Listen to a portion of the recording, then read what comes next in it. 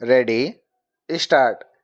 पाकिस्तान के प्रधानमंत्री इमरान खान ने हाल में बीजिंग यात्रा के दौरान एक बार फिर कश्मीर का राग अलापा।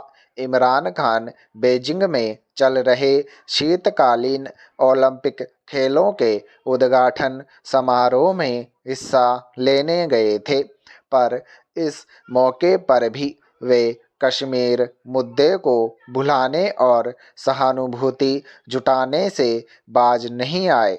इसमें कोई शक नहीं कि उनका कश्मीर राग भारत के खिलाफ मुहिम का हिस्सा ही है। चाहे अमेरिकी राष्ट्रपति से मुलाकात हो, संयुक्त राष्ट्र महासभा में संबोधन का अवसर हो, या मुस्लिम देशों के महासम्मेलन हो, या अन्य कोई वैश्विक सम्मेलन, पाकिस्तान अंतर्राष्ट्रीय मंचों से कश्मीर का मुद्दा उठाकर भारत के खिलाफ दुष्प्रचार करता रहता है। हालांकि इससे उसे आज तक कहीं कोई उल्लेखनीय कामयाबी या समर्थन जैसा कुछ हासिल हुआ हो याद नहीं पड़ता। बस तुर्की, मलेशिया जैसे चंद देश उसके साथ खड़े दिखते हैं, और वह भी सिर्फ इसीलिए कि ये देश खुद इस्लामिक देशों के संगठन की अगुवाई करने की महत्वाकांक्षा रखते हैं।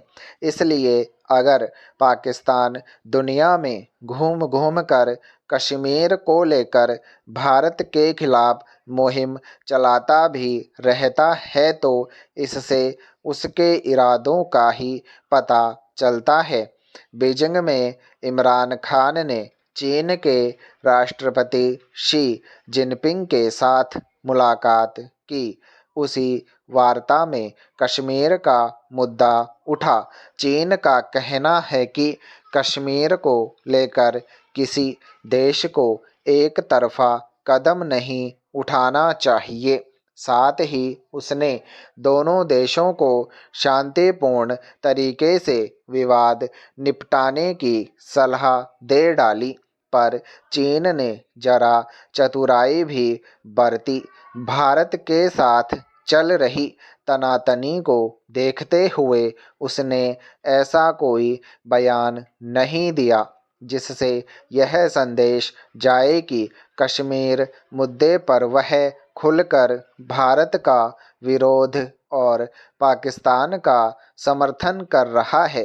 लेकिन वार्ता के बाद दोनों नेताओं ने जो साझा बयान जारी किया वह चिंताजनक है। इस बयान में दोनों नेताओं ने चीन पाक गलियारे का काम तेज करने पर जोर दिया है। चीन की साजिश इसी में छिपी है। गौरतलब है कि साझा बयान में जिस चीन पाक गलियारे का जिक्र किया गया है, वह गलियारा उन इलाकों से होकर ही गुजरता है जिस पर पाकिस्तान ने अवैध कब्जा कर रखा है। ऐसे में साझा बयान का स्पष्ट अर्थ यही निकलता है कि चीन पाकिस्तान के कब्जे वाले इलाके में उन गतिविधियों को समर्थन और मदद दे रहा है जो भारत की नज़र में गैरकानूनी हैं और भारत को किसी भी कीमत पर मान्य नहीं होंगी। गौरतलब है कि इसी मौके पर रूस के राष्ट्रपति व्लादिमीर पुतिन भी चीन गए थे। चीन की कोशिश थी कि कश्मीर के मुद्दे रूस भी कुछ बोले। महत्वपूर्ण यह भी है कि इमरान खान इसी महीने रूस की यात्रा पर जाने वाले हैं। लंबे समय बाद पाकिस्तान के किसी प्रधानमंत्री की यह रूस यात्रा होगी। उन्हें लग रहा है कि कश्मीर मसले पर पुतिन उन्हें समर्थन दे सकते हैं। चीन भी यह चाह रहा है कि कश्मीर पर रूस पाकिस्तान का साथ दे, लेकिन रूस हमेशा से कहता रहा है कि कश्मीर को लेकर उसकी नीति में कोई बदलाव नहीं हुआ है। कश्मीर भारत और पाकिस्तान का आपसी मसला है और इसे दोनों देशों को ही हल करना चाहिए।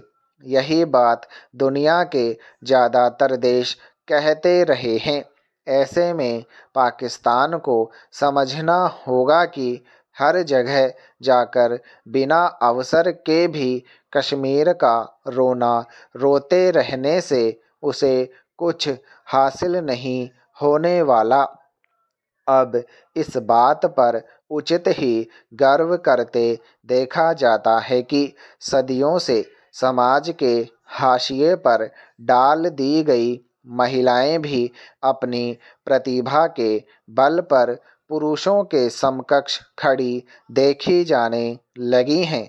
इस क्रम में दुनिया की अनेक महिलाओं के उदाहरण दिए जाते हैं, मगर हमारे देश में अक्सर इस बात को लेकर असंतोष भी जताया जाता रहता है कि प्रतिष्ठित प्रतिष्ठानों के शीर्ष पदों पर महिलाएं नहीं पहुंच पाती। इसमें पुरुष प्रधान समाज की मानसिकता को भी दोषी ठहराया जाता है, मगर अब ऐसी शिकायतें भी धीरे धीरे छंटनी शुरू हो गई है। पिछले दिनों सर्वोच्च न्यायालय में प्रधान न्यायाधीश की कतार में महिला न्यायाधीशों के खड़े होने से काफ़ी संतोष और खुशी व्यक्त की गई। इसी क्रम में जवाहरलाल नेहरू विश्वविद्यालय की नई कुलपति के रूप में शांति श्री पंडित के चयन को भी देखा जा सकता है। वे इस विश्वविद्यालय की पहली महिला कुलपति होंगी। चूँकि देश का यह प्रतिष्ठित विश्वविद्यालय है, उस पर सबकी नज़र रहती है। कई बार दबी या मुखर जबान में सवाल पूछे जाते रहे हैं कि क्या वहाँ कोई ऐसी एक भी महिला प्रोफेसर नहीं हुई जिसे वहाँ का कुलपति बनाया जा सके। दूसरे विश्वविद्यालय से ही सही, शांति श्री पंडित के इस पद पर चयन से निसंदेह ऐसे सवाल करने वालों को कुछ संतोष मिला होगा। विश्वविद्यालय स्वायत्तशासी संस्थान होते हैं, इसलिए किसी भी विश्वविद्यालय की शाख स्वाभाविक रूप से उसके कुलपति से जुड़ जाती है। कुलपति का नज़रिया ही परिसर के परिवेश में दिखाई देता है। वहाँ होने वाली नियुक्तियों, शिक्षा सत्र और पढ़ाई लिखाई के वातावरण, व्यवस्था आदि में कुलपति का व्यक्तित्व ही देखा परखा जाता है, क्योंकि आखिरकार विश्वविद्यालयों की संपत्ति वहाँ के अकादमिक लोग ही होते हैं। मगर पिछले कुछ सालों से जिस तरह विश्वविद्यालयों और उच्च शैक्षणिक संस्थानों में नियुक्तियों आदि को लेकर गुणवत्ता से समझौता होते देखा जाने लगा है, उससे कुलपतियों की नियुक्ति पर अक्सर सवाल उठते रहते हैं। जवाहरलाल नेहरू विश्वविद्यालय की नई कुलपति भी विवाद से परे नहीं मानी जा सकती।